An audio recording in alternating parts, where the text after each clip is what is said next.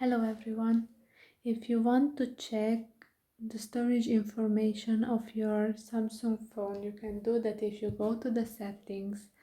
After that, you have to scroll down to the battery and device care option, and you have to choose the storage option from the list.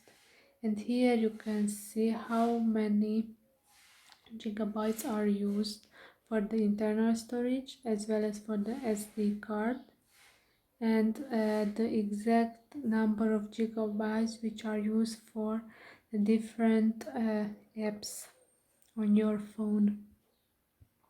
And here you can see the unused apps, the duplicate files, large files,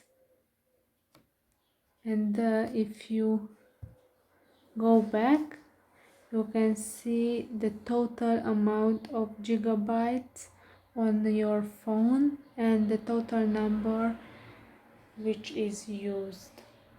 Thank you for much for your attention. If this video was helpful for you, please subscribe. Have a beautiful day. Bye.